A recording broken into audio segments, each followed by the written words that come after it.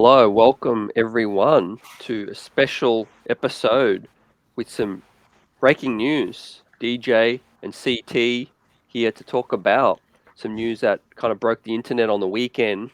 DJ, Yeah. with the news that Jake Paul is venturing into MMA. Let us know, how is this happening, DJ? I know, like it kind of broke the internet. I remember waking up, going on my Instagram, and I had to do a double take because I was already sleepy. And then I read it. Wait, what is Jake Paul doing MMA now? And then I first saw he's starting his own organization. And then I realized he's joined the PFL, which is a huge thing. Obviously, big news indeed. We know sort of the character that he is, very true to his nickname, the problem child. Right, he loves to create a little bit of a stir wherever he goes. So now he seems to have set foot into the MMA world. Safe to say, he was always in that world because whoever he fought, they were MMA fighters who went into there to box. But you got to respect it, man. Like, saying that, oh, I'm going to come into a professional league, Mm. and then I'm going to, take part in MMA, which is great. I guess it's great for the sport because you're going to get a lot of new fans coming in. And it's also interesting that he chose to join the PFL, the Professional Fighters League, which is huge in itself, right? It's not one of those small upcoming organizations. It's an established organization. It was a continuation of the World Series of Fighting back in 2017.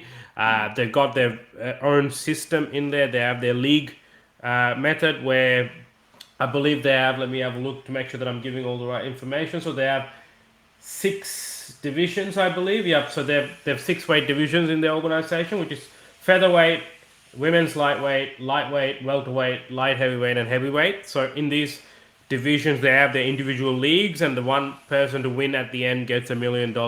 And we saw that happen recently as well. So obviously, not they definitely have a limited number of fighters, but definitely they've got a good structure in place, and quite renowned as well. And they sort of stand separate to the likes of Bellator, One Championship, and all that. And they do have a somewhat steady fan following as well. They got some big names in there. They got Kayla Harrison, who's Yep. quite big. And then also, a few other fighters. We've got Anthony Pettis in there too. Jeremy Stevens recently joined that. Hurricane Shane Burgos also joined the PFL, so they're definitely building Yep. a nice little thing there. But I guess the question to ask, right, is now Jake Paul firmly stepping in to the PFL, not just as a fighter, but I believe he's also taken up a role, and we'll talk a little bit about this later because we've seen the back and forth between him and Dana White in terms of fighter pay. So he's taken the role of, or I should say, he's been appointed as the PFL's head of fighter advocacy, which in itself is a big role. Obviously, he's been very vocal about fighter pay, equality, and all that and whatnot. So obviously, this role is gonna allow him to, or give him a more firm, a bigger stage to project his voice, and maybe even be a more firmer opposition to Dana White than what he's already been. Um, Yep. so yeah, what do you think? What do you think is going to be the impact with Jake Paul now joining MMA, firmly stepping in here? How is that going to impact the Yep. world of MMA? Well, for me, it's always great because it's going to bring more eyes, like you Yeah, said. It's going to bring more yeah, spotlight, more yeah, clicks, more views, which is great. yeah, He is a name. yeah. Whether you hate him, Mm-hmm. you like him, Yeah, DJ, he's a name in himself. yeah, And I guess this highlights how professional now. I use the word professional. Before yeah, people, looked at Jake Paul as a YouTuber, a guy who mm, just fights celebrities, yeah, a circus show. yeah, Now it's professional. So I've got to give him credit. He's obviously, built his name, but built his skill. People yeah. just look at it like he's cashing in on his name, but no, he's built up a skill, DJ. Now, no, well, 100%. obviously it remains to be seen how he fights as a MMA fighter, but as boxing, he's built up credibility. So I can only assume he's been putting in the reps. Yeah, 100% So what agree. I about think you? I actually, yeah. Well, if someone asked me who is Jake Paul, I'd actually say he's a fighter. I wouldn't say he's a YouTube I wouldn't say he's a YouTuber or he was a Disney artist. I would actually say he's a fighter because he has been putting in the work and he's been training full time. Let's not forget he's only 25, right? So he started Wow. this at a very young age. And he's made money already. So he's He's actually made coming money. coming from a position of Yeah, comfort. exactly, 100%. And this is something he seems to be very driven towards. It seems to have caught his interest, and he is pursuing it seriously. And it's showing, right? Say what we may. He's gone in and he's stood toe to toe with some of the fighters that he's been in the boxing ring with, regardless of whether Yeah. they were MMA fighters or boxers, right? And he has been calling Jake Paul as well. Um, are you there? Yeah. Yep. Yep, sorry. Sorry, I thought I lost you there for a second. Yeah, so like he's been calling Tommy Fury out as well, and then Tommy Fury obviously they haven't been able to make that fight. I did think that was the fight that was going to happen.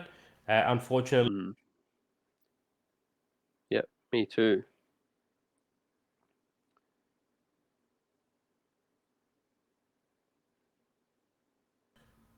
hello. Yep. Sorry, I think I lost. Sorry, I think I lost you there for a second. Yeah. Yeah. Keep going. Yeah, Yep. yeah. No, what I was saying is that him fighting Tommy Fury would have a shown the world that he is a boxer, and then b that he Yep. can fight some of the big names. So anyway, you're right, 100%. He brings in a lot of eyeballs, a completely new fan base. This could grow the PFL, could positively impact the PFL. It could actually positively impact fighters overall, right? One of the teams, especially in the UFC, what we see is that like a lot of fighters now start talking about fighter pay and they're wanting more money. We know the likes of Francis Ngannou, Paulo Costa most recently, right? These people come to mind. Um, so seeing that and seeing now Jake Paul fully, head first diving into MMA and obviously continuing to push that angle, I think it may even positively impact a lot more fighters. While there's a lot of hate towards him, I feel like if this all goes right, they might end up thanking that he did what he did, so that they could get that fighter pay. I mean, what's stopping them now that? So one thing we didn't touch on was the special division that was announced Yep. on the back of Jake Paul's signing, right? So let me get the name right. Yep. So it is, I believe, the PFL pay-per-view super fights division. So it's not based off a weight category. It's more based off names, so big names that they can get to fight. And from what I can see, it's not going to be locked in Catch contracts. So weights. they're Yeah. going to be, yeah. So catch weight. It could be anyone too big. So whatever Jake Paul has been doing now outside of it, he's going to be able to do it within that PFL structure. You just Yep. get some big names and they can fight, and that's going to be on pay-per-view, and 50% of that revenue is going to go towards the fighters, which is huge, right? Yep. I don't think we've seen that set up with the UFC, where people get a big cut of the percentage of earnings, right? It's more a set base salary. Whereas now this is changing there a bit, so this could be Wow. more lucrative for fighters to start joining, Wow. right? Because Yep. anyone who has a big name, I mean, think of this, right? Paulo Yep. Costa. What if Paulo Yeah. Costa finishes his contract and he says, you know what, I'm going to actually fight Jake Paul in PFL, right, for a fight. I'm going to get 50% of the earning. I think I would watch it. Yep. It'll generate a lot of interest, more because the Yeah. general public would think, Paulo Costa would be able to get the job Yep. done over him, which is what a lot of people want to see. Generates a lot of pay-per-views, good business. The fighters get paid, and that may Yep. set the trend for other fighters to sort So of follow suit. yeah. So I got to ask you now, DJ. How soon do you think we could expect to see him fight his first one? Do you think he's announced this now because he's ready, or do you think he doesn't want to embarrass himself in the first one? So we could expect an opponent where he thinks he's got a chance. Yeah, I think he's been training, right? But I do also believe that he wants some more time. The reason I say that is he's come out and said he wants to. He's offered. So the PFL have said they've planned 2 fights for Jake Paul this year in that super fights division, right? Yep. And he's come out and said, look, I have offered a 2 fight deal to Nate Diaz. Yep. I want to box him first, right? And then after that, later on, we do an MMA fight in the same year. For me, that looks like biding some more time. He's Yeah. starting off with something he's comfortable with, kicking off his PFL career with boxing, which is a lot more comfortable, and then obviously, having also been in the ring with Diaz, and then to be able to step into the cage. I know it's a whole different game, but still, that opponent familiarity is there for him, and then Yep. I think it also gives him the time to sort of prepare for an MMA fight. Obviously, anyone would say that Nate Diaz holds the edge over Jake Paul in an MMA fight. So I Yep. do think he's ready. I think he will be very smart with opponent choices. Yep. It's not going to be, oh, I'm going to fight anyone and everyone. I think he will start building a name just like he did in boxing, right? Like, I mean, he started with fellow YouTubers, then moved on to basketballers, and then moved on to MMA fighters. And obviously, we never got to see him fight a boxer, but he was calling out Tommy Fury in all fairness. And he was also scheduled to fight Asim Rahman Jr., who pulled out last minute as well. So obviously, there's that. So there's a few of those things in there. So he did. It's not like he was completely shutting out boxers. Yeah. Oh look, I think overall, I just think Jake Paul's good news for MMA. It's not all bad. Yeah. Yeah. I agree. And also, yeah, I want to touch a bit on the future and what this could mean for the sport because you said financially.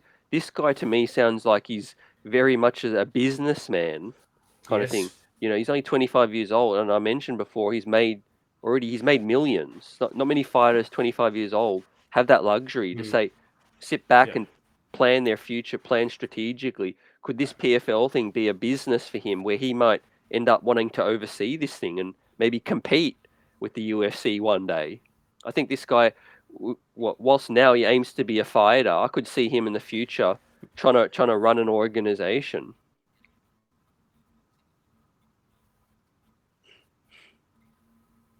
Yeah, man, you hit the nail on the head. That's exactly what was running in my mind. Because obviously he's primed himself to be able to. Yep,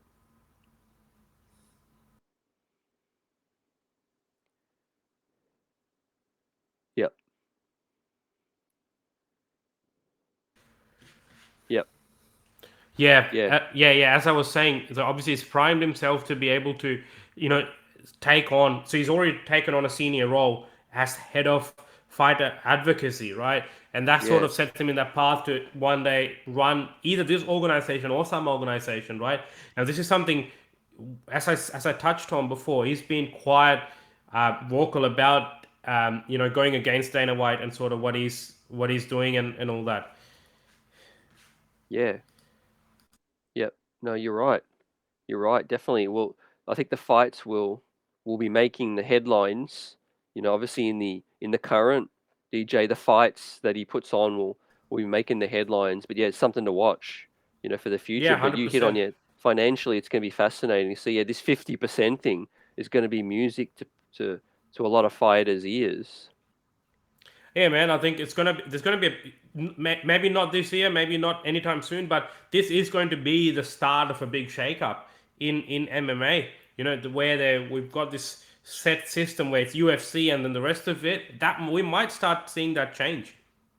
Yeah, because let's say we pay for pay-per-view, right? If they choose their own lineups and they have big names, yeah, they put it out for pay-per-view. They all split it, and they all make possibly a lot more in percentage than just the Yep. UFC guys. But yeah, it's Yep. it's a lot. It's a further way down the road. So let's see. Yep. But yeah, hundred I percent. think I think the Nate Diaz one makes a lot of sense because of course he's a fan favorite and he's Yep. also just recently exited the UFC while still a big name. Yep, 100%. Nate Diaz is massive. He's the pay per view star. He was a pay per view star for UFC, and a lot of people, even people outside of MMA, know who Nate Diaz is, right? And then Jake Paul goes without saying, quite notorious as well. Um, One more thing I want to quickly say as well, right, is that Jake Paul's been going against Dana White a lot, right? But previously, the way Dana White viewed it is that, okay, well, you're a YouTuber who puts on exhibition fights, who's trying to tell me how to run my business. Now the dynamics changed a bit. Now you're a PFL C-suite executive, right? in another MMA organization telling me or telling how it should be run. There's a lot more legitimacy or a little bit more legitimacy behind that, right? Yep. So we'll start to see a little bit more of that exchange. I'll be honest though, I was quite surprised that he was silent over the whole Dana White slap incident.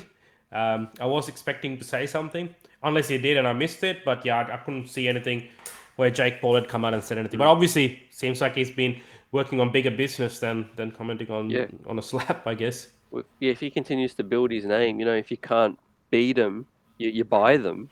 So maybe Yep. the UFC in the future one day, could we look Right. ahead to see where Dana just signs him and just gives him a huge contract like a no, not to the amount the Connor is, but maybe a Yep. sizable deal, a $10 million Yeah. a fight deal, They and could. yeah, Yeah. and it's too good for him to turn away. Like I said, Man. UFC when you're the top of the mountain, you always want to act swiftly. When Yeah, that's when true. when, comp- when competition comes up. Could you imagine how wild it'll be if, say, one day down the track, obviously there's a lot going on with Dana White at the moment with the controversy that's surrounding him, but he's been saying, look, I can see the light at the end of the tunnel. Could you imagine how wild it will be if we one day see Jake Paul as the president of the UFC? I mean, you can't write it off, right? This guy's been doing a lot of crazy. I mean, did you think last week you'll be signed to the PFL?